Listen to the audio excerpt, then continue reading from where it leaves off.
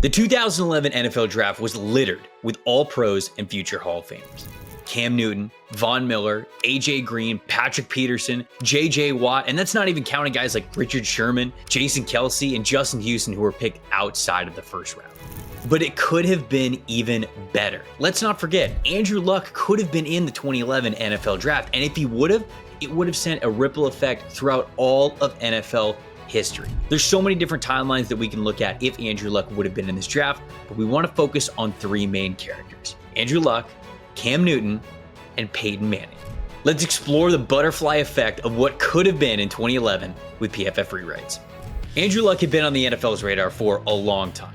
The former four-star recruit was the son of Oliver Luck, who was a second-round pick back in 1982 and played for the Houston Oilers from 1982 to 1986.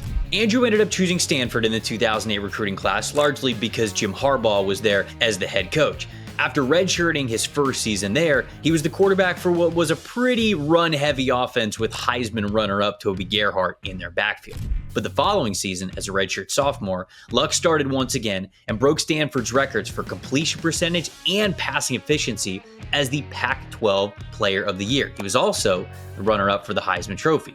Despite just 2 seasons as a full-time starter, Luck still had a legit NFL decision to make after that 2010 season. There were plenty that believed that if Luck would have declared for the 2011 NFL Draft, he would have been the #1 overall pick. Ultimately, he opted to return to Stanford for 1 more year, citing that he wanted to get his degree, and played another year, eventually becoming the #1 overall pick in the 2012 draft to the Indianapolis Colts, and the rest is history as we know it today. But what if Luck would have decided to declare? It's not that far-fetched to think that that could have happened because, remember, the guy that he chose to commit to out of high school, Jim Harbaugh, he left after that 2010 season and they won that Orange Bowl to go be the head coach of the San Francisco 49ers. According to an ESPN article written by Ted Miller, the Carolina Panthers, who held the #1 overall pick for the 2011 NFL Draft, indicated that they were interested in Andrew Luck had he been in the draft class. Jim Harbaugh, who even at the time, before the success that we have seen him have over the last 10 years, was still one of the most respected coaches in the sport, said that Andrew Luck was the greatest football player he's ever been around when he left Stanford. Luck's presence helped elevate the Cardinal from a 5-win season in 2008 all the way to a 12-win season and an Orange Bowl victory that year before Harbaugh left. Carolina could have seen Andrew Luck as close to a sure thing as you could possibly get in the NFL Draft, and could have taken him there at #1 overall, which would have left Cam Newton, who beat Andrew Luck out for the Heisman Trophy that season, available at #2 overall. Newton was not only coming off a Heisman Trophy, but also a national championship. And Denver, who was picking #2, they ultimately selected Von Miller with Cam Newton not available. Now, Von Miller was great. He became one of the best players for them in franchise history. But at the time, the Broncos were coming off a tumultuous 2010 season.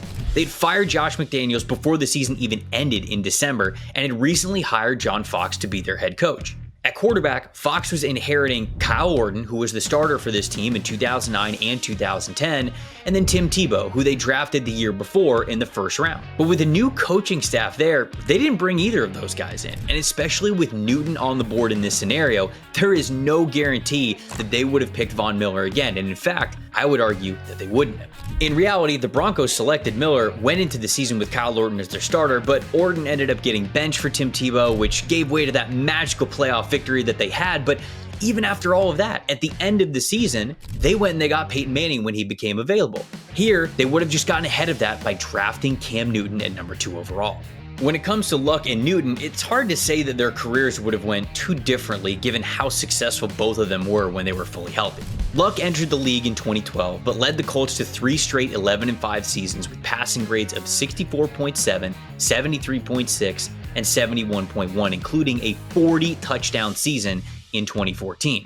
Luck ended up missing some time during that 2015 season, his first injury-riddled year, due to shoulder and core injuries, but if he was fully healthy in this new reality, if he never would have gotten hurt, you can fully believe that the Panthers could have very well still made the Super Bowl just like they did in 2015, except this time with Andrew Luck as their quarterback. On the flip side, Cam Newton, now a member of the Denver Broncos, still likely could have had that magical 2015 season where he earned an 84.7 overall PFF grade with 35 passing touchdowns, 10 rushing touchdowns, and an MVP trophy.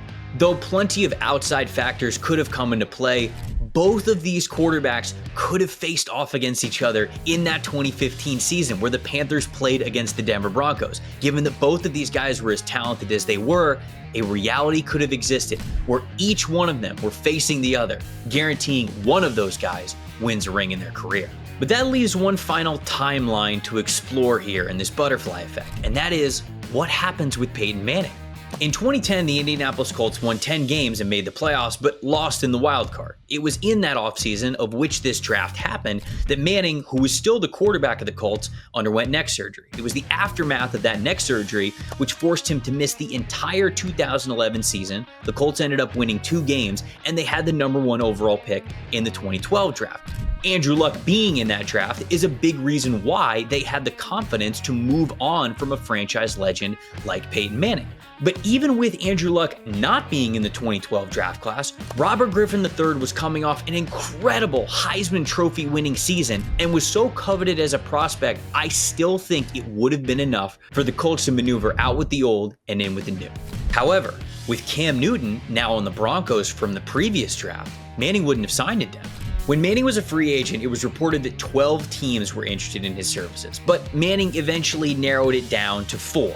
The Dolphins, the Titans, the Cardinals, and the Denver Broncos. Now, he really narrowed it down to 2. He had a great relationship with Ken Whisenhunt, who was the head coach of the Arizona Cardinals, and Manning actually visited the Cardinals first during free agency. But after he met with the Denver Broncos, talked with John Elway and everyone there in Denver, he ultimately signed to the Broncos, and the rest was history. But with the Broncos no longer in the mix, the Cardinals would have been the heavy frontrunner, and he could have very well signed in Arizona. With no Peyton Manning, the Arizona Cardinals went 5-11 in 2012, and Ken Whisenhunt ended up getting fired at the end of the season. But even with Manning on the team, if he would have been good for 3, maybe 4 extra wins for them, that still would not have been enough for them to make the playoffs. It was their defense that was really holding them back, and so to be around 500, you can imagine that maybe the Cardinals would have still wanted a change and get the guard at head coach.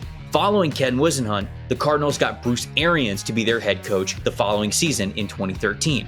Manning, who was playing well after his neck surgery, had an elite 93.8 passing grade in that 2013 season, which could have really propelled things as Bruce Arians won 10 or more games in 2013, 2014, and 2015. Carson Palmer was the team's quarterback from 2013 to 2015, but in this reality, Peyton Manning would have been an upgrade, and he certainly did not miss that 2014 season, which Carson Palmer tore his ACL. In that 2014 year, they made the playoffs as a wild card team, but Palmer wasn't available for them. The result was they lost to a 7-8-1 Carolina Panthers team on the road.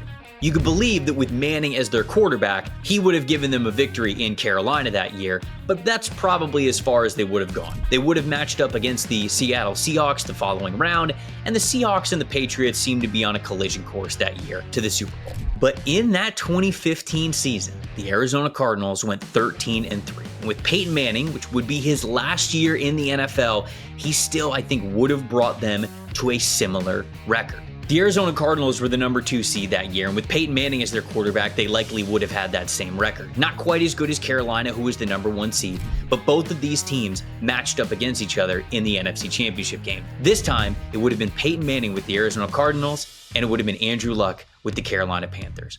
One of those 2 players would have advanced to the Super Bowl, and waiting for them would have been the Denver Broncos, this time with Cam Newton. When you're talking about the best quarterbacks in the world, the destination is at the very top, no matter what team they're playing.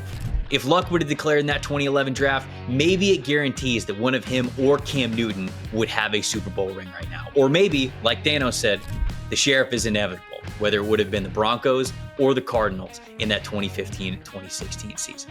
You tell us how you think it would end here on this episode of PFF Rewrites.